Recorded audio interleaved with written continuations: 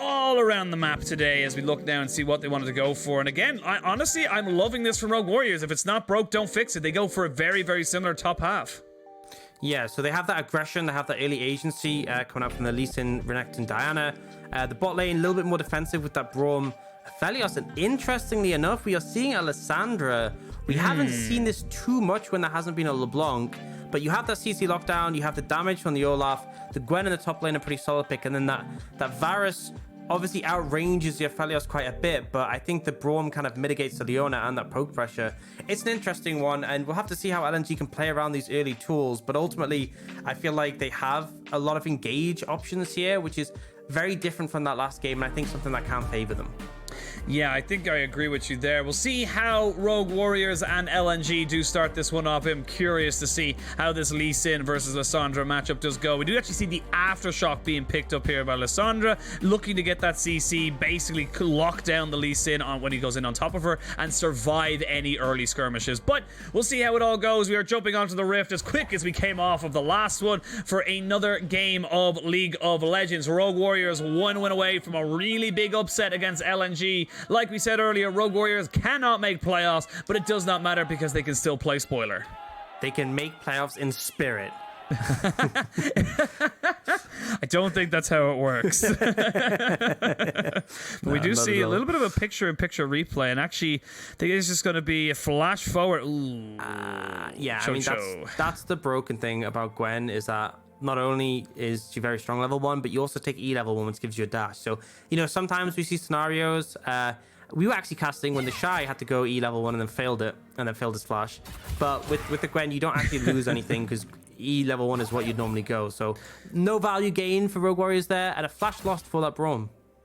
Yeah, not the worst thing in the world. Was still very early on, so it won't really need it that much. You know, the Varus Leona shouldn't be of too much ascendancy to be able to get much more priority in this bot side, so QiuQiu should be fine with it at the moment. As we can see now on the bot side, everyone just trying to gain priority and push presence. As there's a nice little ward here from Icon to try and just snap out where the jungler is starting and where Xiaohao will be. And for LNG, this is a big game. They need to make sure they do not lose this one. We go down to 9-5. Yes, you would still argue they will still make playoffs, but they play top esports in Edward Gaming. I was gonna say Evil Geniuses there for a second. It's EDG, not EG. But yeah, like anyway. But we won't talk about that. We don't talk about the LCS here because you know, my mom taught me to say if you have nothing nice to say, don't say anything at all. But yeah, like this is a must win for them if they want to continue to push for those playoff buys.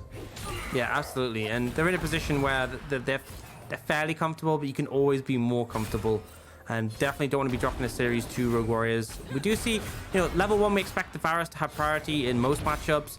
Icon, pre-level 3, the Lee Sin's not the best at contesting the wave. It's similar with the Renekton in the top lane. It's very much a strong level 1 from LNG across the board.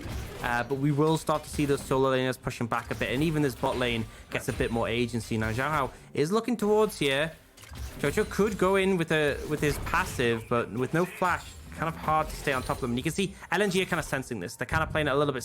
I'm saying that. Yeah, they are backing up a little bit. They're sensing something. They recognize, well, he's not on the Raptor camp right now, but that doesn't mean that he's not here. So just missing out on that ward. The ward does actually die, and they have full vision of exactly what's going down. Light and Lwandy going to be taking a bit of harassment here from Betty and QiuQiu as the Rogue Warriors bot lane just deny the LNG one from getting up around the scuttle. And this is a lot of people to try and guarantee a very small objective. Yeah, I mean, this is LNG. They have the level 1 prio, but the waves bounce back, right? Level 3, Lee Sin's in a position to contest more easily.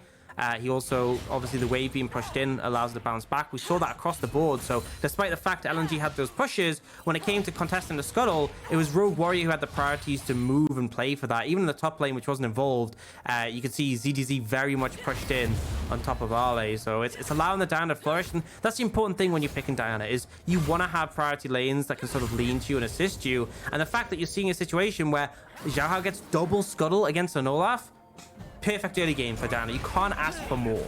No, you cannot. Light might be in a little bit of trouble here. He does get the concussive blows off onto him, so he has to get himself cleansed away. But the flash from Betty and the cleanse from Betty burned in response. So good trading here for LNG. They'll still be pretty damn happy with how this thing all went. Yeah, I think you overcommit a bit too heavily there as Rogue Warriors. You're not going to kill Varus. He has cleanse. He's basically next to his tower.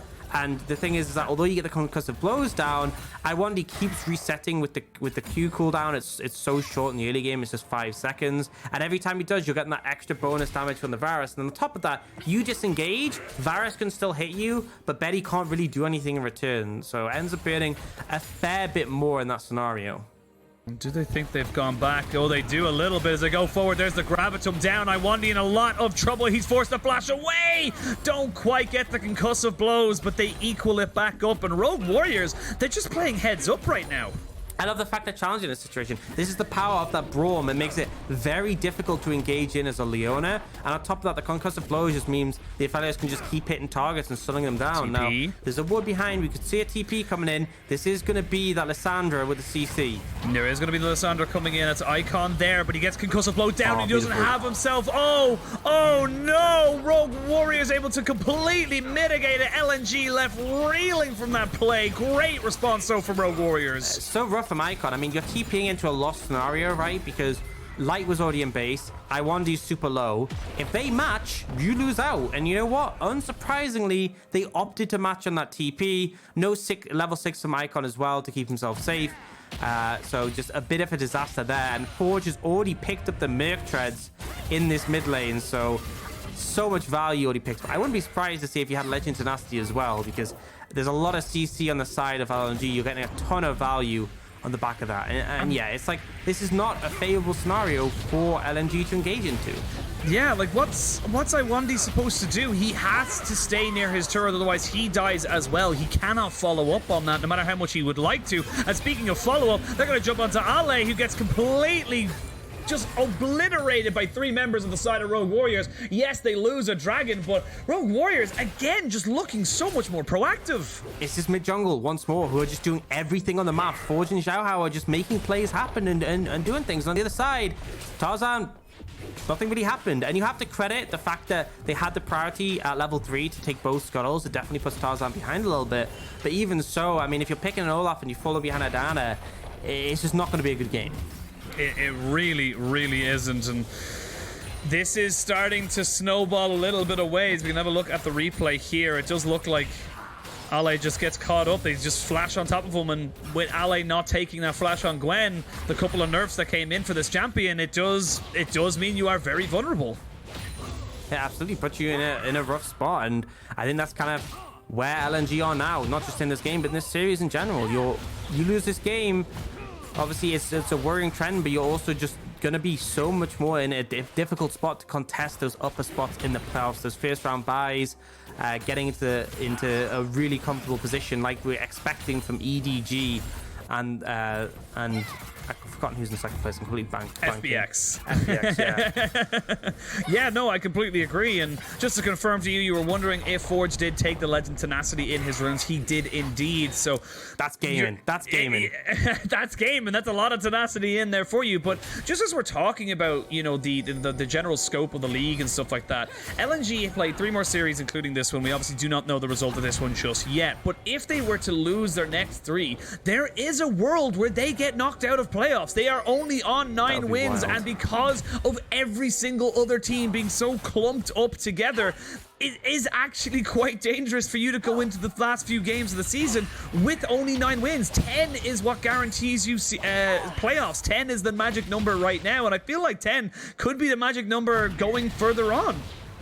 It's mad, honestly, that could actually happen, especially because this is an LNG who started a split 7-0 in their first few weeks, and now they're in a position where, you know, they are struggling against Rogue Warriors. They aren't guaranteed for playoffs. It's just such a massive fall off, and that disconnect definitely a factor in that. But also in this game, it just feels like Rogue Warriors have had more agency, you know, despite having a less proactive early jungle. Xiaohao's been able to play around the prio they got after the wave bounces. He's been moving with his team to establish pressure. They didn't get that first dragon, sure, but they're now getting this first herald, and I don't really think LNG can do anything to contest because Lwandy's going to be a little bit late. Chocho's already there, Forge is already there, they're in position.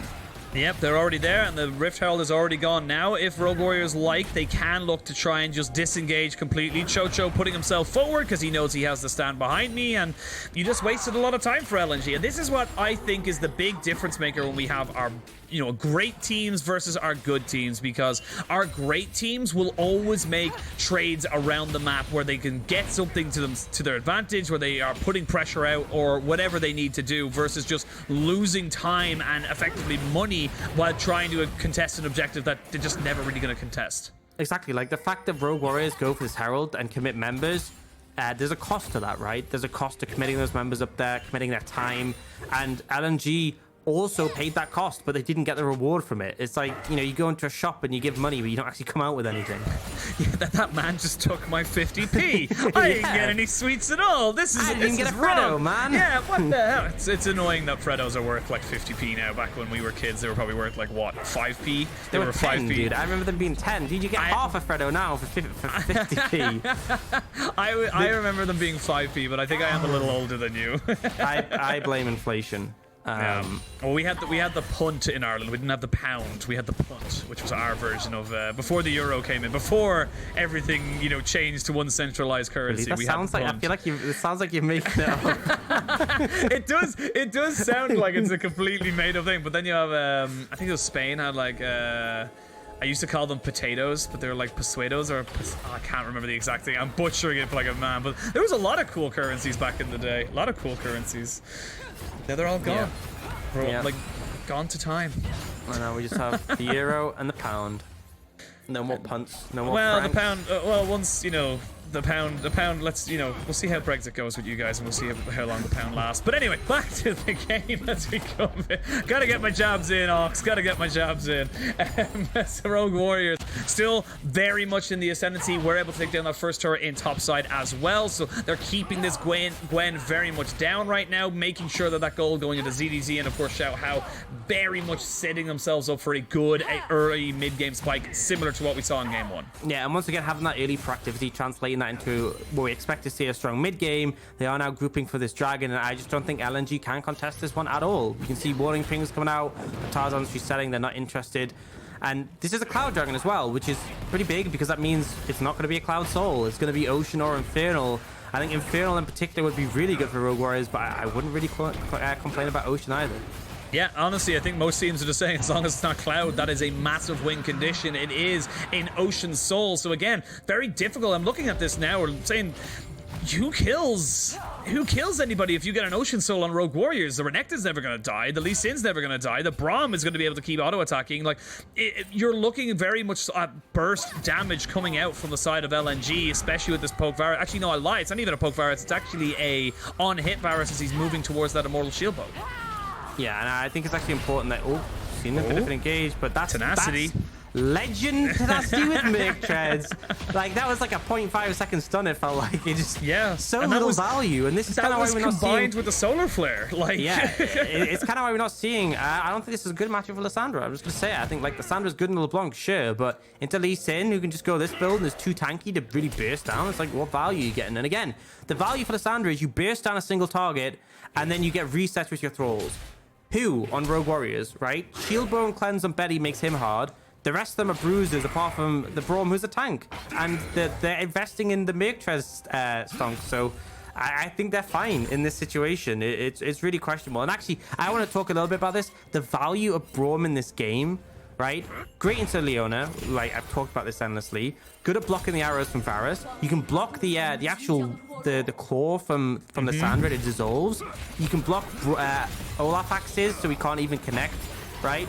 It's so good. Here, this Braum pick is actually will do numbers for them in the team fights. Yeah, blocks the needlework as well. So a big ultimate that if he's able to get in front of will just be mitigated.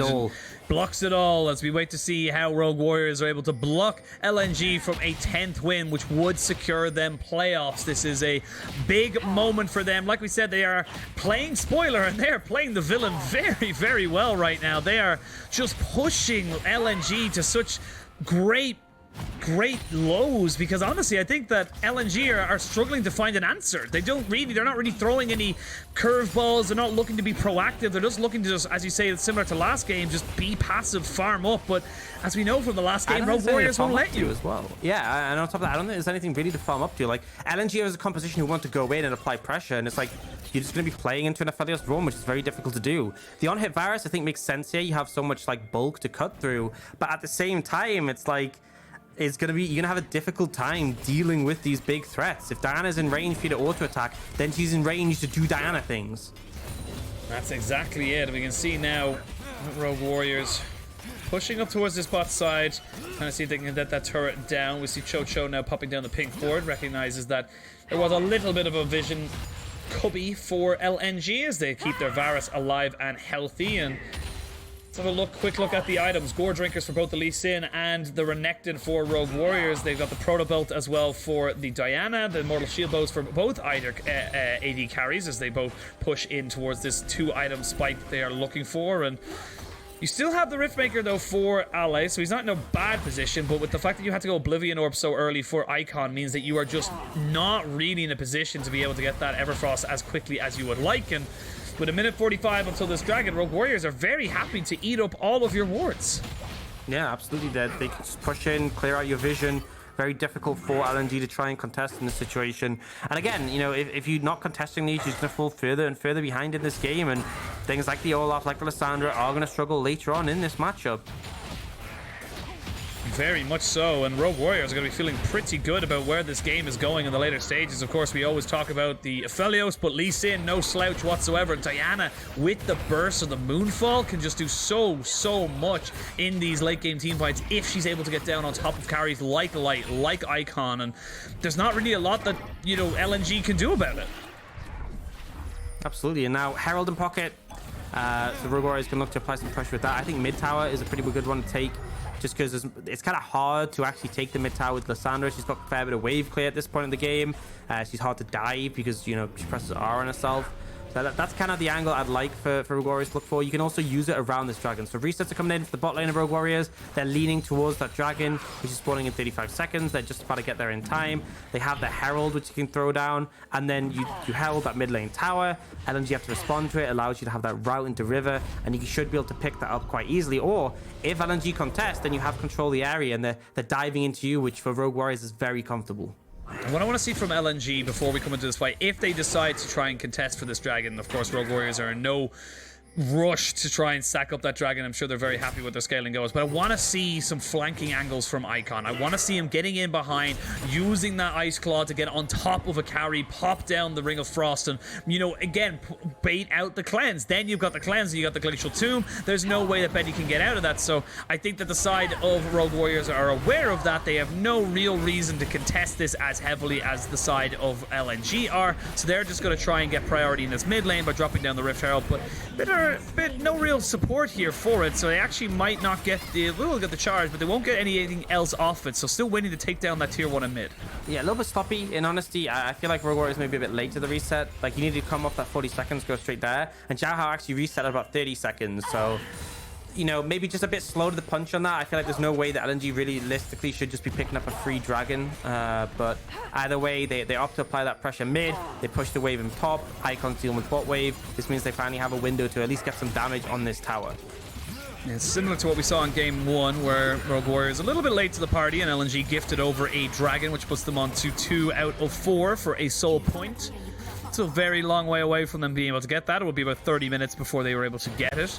Because now Rogue Warriors, they're just trying to keep the pressure onto this mid lane tier 1. If they can open that one up, it does open up the map a little bit for Xiaohao and Forge to get behind them. But for now, LNG doing very well of just soaking up these waves, and they've actually brought back the gold lead just a little bit as well.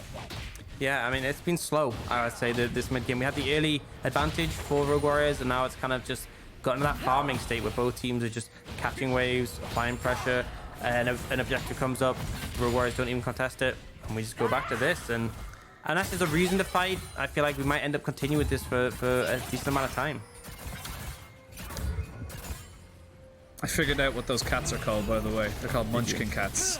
They're actually called Munchkin cats? Yeah, they're actually called Munchkin cats. They've got like little tiny... They're like the corgis of the cat world.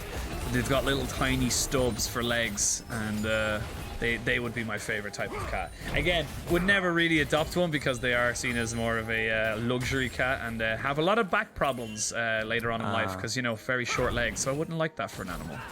Yeah, it's sad, those situations where animals are sort of bred into those conditions where they have health issues. Yeah, like pugs. Pugs are a nightmare. Can't blink and can't breathe. It's a little sad to see them go like that, but they're happy enough as long as they have some food and water and some good exercise. And I'm sure whoever has them gives them some good lives regardless.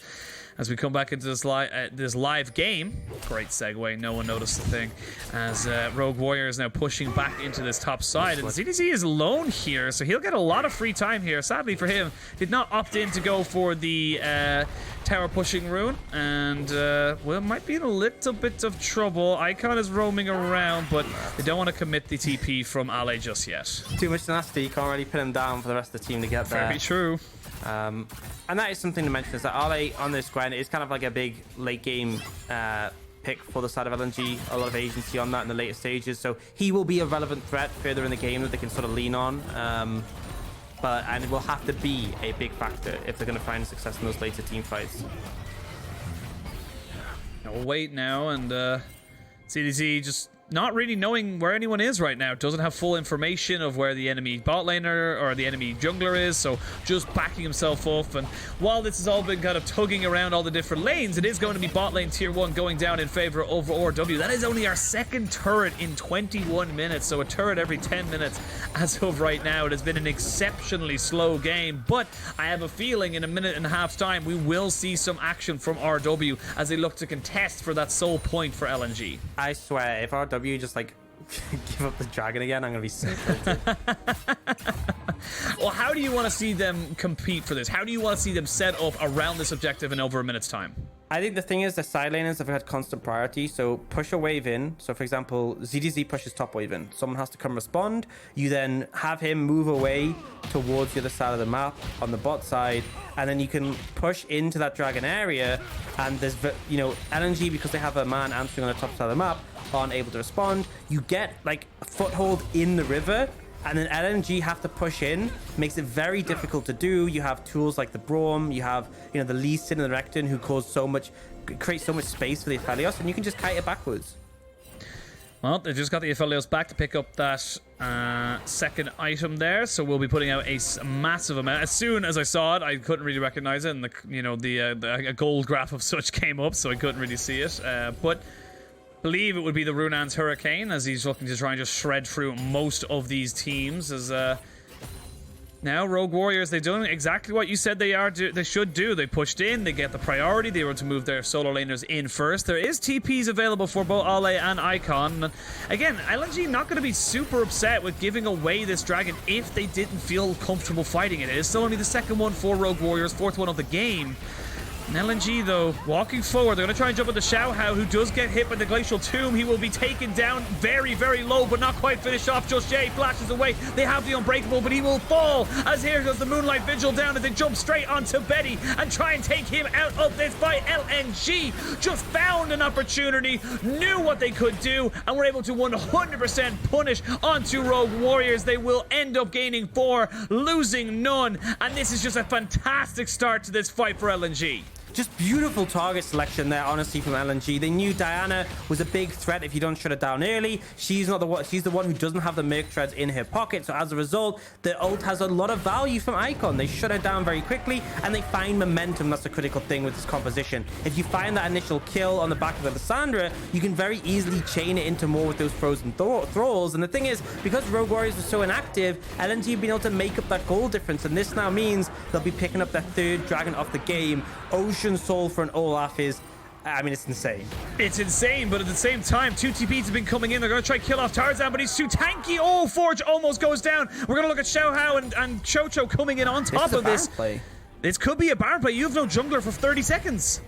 Yeah, they could just start this one off, and LNG have to contest. You can, you know, rotate off the Baron and fight them, or just look to finish it. You have options. TP from Forge means he gets to reset on full HP, and now it's up to LNG to contest this one. They do have that ults back up and available, which is critical here. But again, they have to start the fight before the smite.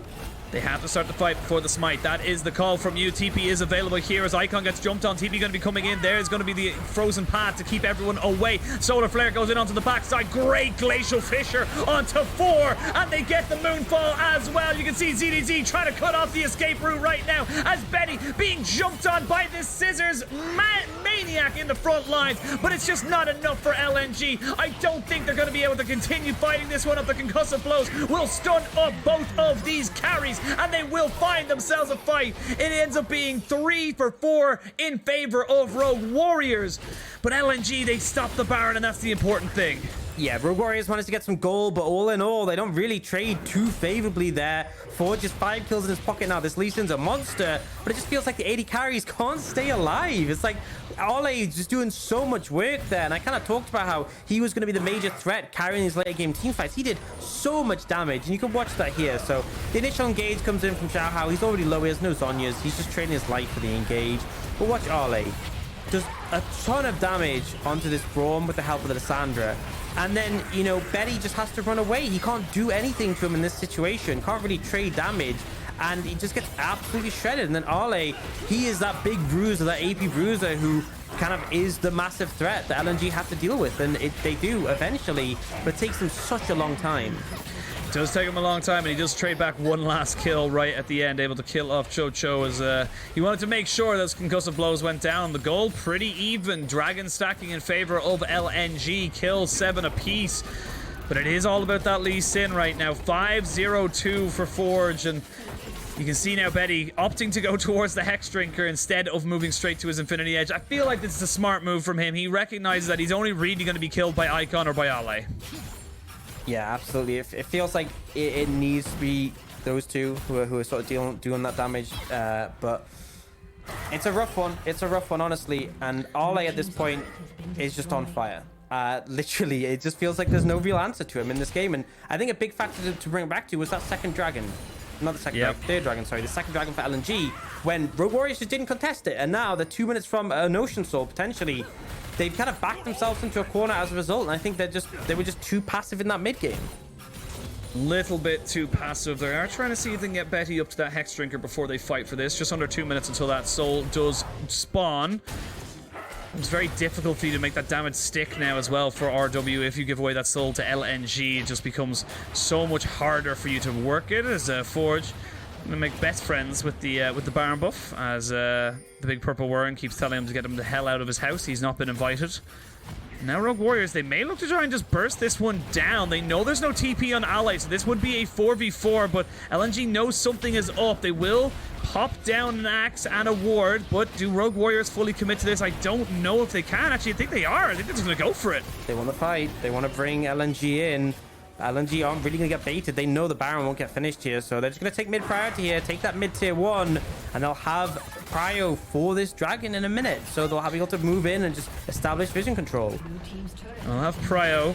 As we see now, the rest of Rogue Warriors coming in to make sure they don't lose anything else. The refresh of wards and everyone else starting to reset. We're seeing both sides just getting as much gold into their pockets as they possibly can before this next fight. This could be a massive indication of who's going to be able to take this game. If LNG get the Ocean Soul, it becomes so much harder for Rogue Warriors to kill them off, especially when I'm looking at Ale on this Gwen. And on the other side of this, if Rogue Warriors are able to delay it, deny it that little bit longer, they will keep themselves in this game and keep that Aphelios going. And actually not even going to go with the Hex Drinker. Going to go towards a Wit's End instead. So doesn't need the extra bit of shielding. Just needs the damage. And Ale here. We'll see Forge there. So not able to gain anything from that. Just has to back himself away. But it is Rogue Warriors first on the objective. Yeah, so LNG, you know, they had that prior. They got some vision down, but they were forced out. And now Rogue Warriors, they have sort of a foothold on the area. The dragons are spawning, but remember, even if they lose the fight, If LNG get the dragon, it's a massive win for them. That's exactly it. Solar Flare has been used, as the Glacial Fisher. There's going to be the Moonlight Vigil going down on top of a couple of different members, but Ale is still on the backside. He's trying to get on top of Betty, who's forced to flash away. He goes golden. It's a 2-for-1 trade in favor of LNG, but now look at Betty trying his very best to keep this fight alive. He's got himself the white and green guns and a little blast plant, or excuse me, a honey fruit plant, and now the resets are coming in. The TPs are going to be used now as Forge goes in. It's going to be double TP committed here for the side of LNG and get themselves back into this fight. These arrows are doing so much, and there we go. Ale jumping back in, but Forge jumps in on the 3. He's 3v1 right now, all on his own, and will not be able to survive. LNG get the fight, and they get the dragon. It's exactly one thing you can see. They're just busting themselves right in front of this Braum. They do not want him to get anywhere near this, and now, because he looked to try and maybe steal that objective, just has to burn his flash to keep himself alive, but RW now really in a hole. And that's now a massive power advantage for LNG. Getting that Ocean Soul, it means that in these longer drawn-out fights, they're going to get so much value off the back of that. Really, just RW not able to find the advantage here. And we can see Betty's untouched for a good portion of this fight. It looks like he's in a comfortable spot. He starts poking out damage. He starts getting a lot done. And then Ale looks at him. And that's when everything changes. Like, he dashes forwards here, even with the exhaust on, gets the snip. And look at that damage. That's with the exhaust, right? God damn. And I know he does 2 damage on his Q, but even so. And as soon as that happens, it's like Betty stopped pumping damage. His team have run out of health, which is an unfortunate problem in League of Legends. And they're just not able to continue the fight. Ale is a problem, a massive problem. And he's been a big driving force in these later team fights. Yeah, he is an issue, to say the least, as we can see now. Forge might be in a little bit of an issue himself, just have the safeguard and award to get himself out to safety, but top side now owned by LNG. They've got themselves all the camps on the side of Rogue Warriors. They've got themselves priority vision on this Baron as well, but Scryer's Bloom does show the Rogue Warriors that they don't need to panic just yet. That objective not being taken as of right now, but they have to be very aware, because this objective will go down very quickly when you have an on-hit Varus, when you have an Olaf and a Gwen. Yeah, I mean, they can just go for it as quickly as they want. And again, with the Ocean Soul, they have the sustain, so they're not really too concerned about taking that much damage. Rogue Warrior is definitely in a hole right now. The gold lead on 3,000, but the Soul is the big problem. And LNG just with complete control of the area. Rogue Warriors have engaged tools, but it's still, it's hard to find the critical targets. They've been wanting to play these team fights, kiting back, playing defensive, and it just hasn't been working. No, it really hasn't. I think the big thing to notice between the two teams that as different between Game 1 and Game 2 is that Xiaohao 0, 3, and 4 hasn't had the same level of impact that he did in Game 1. So now, with that Baron pressure being coming in for the side of LNG, they can start this 2-man. And like you said, they have the sustain. Ale and Tarzan can just kite back off of this, no problem whatsoever, as Ale just pushes forwards with the needle work. It's going to force the Unbreakable. ZWuJi does get the Dominus off, as well as the Solar Flare back on top of this, and ZWuJi is probably in a lot of hurt if he doesn't get himself out right now. The flash forward into the Moonfall, trying to catch anybody out they possibly can. Forge goes in on the backside, but they've lost their front lines. The Braum, the Renekton, and Betty all dead. The Aphelios could not survive against the Raging Viking, and LNG get everything. They kill 4. It's only Xiaohao left, and they might look for the end right here, right now. Yeah, they got a minion wave. Well, actually, yeah, they got a minion wave coming up. That cannon's a little bit low, but I think Tarzan might just tank the tower here. I think they can actually end off the back of this. Diana just doesn't have the wave clear, and they're looking to push up and go for it. This should just be them equalizing that Game 1. LNG answer back with force. And again, we're seeing LNG go towards that 2-1 scoreline. They will have the minions to stop that backdoor bonus for the side of Rogue Warriors, and there's nothing Xiaohao can do. He just has to watch as his base goes down. Great response here from LNG in Game 2 to equal out the series. And it just feels like these teams who are playing these front-to-back compositions, like things like Aphelios, it's just so hard to keep them safe. Like, every fight, it felt like, you know, if it was Ale or it was Tarzan, one person would run at the Aphelios and he would just die. And, like, he had no answers to that. I feel like, you know, this was a slower-paced game, absolutely. And it felt like, you know, there was that early start coming up from the side of Rogue Warriors that looked okay. And then when it came to playing around that dragon, just the team fighting was so much better from LNG. They had all these great engage tools. They managed to take out the high priority targets, and then the momentum was there for them to follow through with things like the Olaf being able to just like cleave forwards and take people down, working really well. It really, really did. Just the chase down Tarzan and Ally, just knowing that all they had to do was get on top of Betty, and then Betty could do nothing. Even on Aphelios, you just haven't got the survivability to deal with that damage. And I still think Rogue Warriors did okay in the early game. I still think they have a lot of things they need to work on, but right now, LNG give themselves a lifeline. Like we said, it was one more win for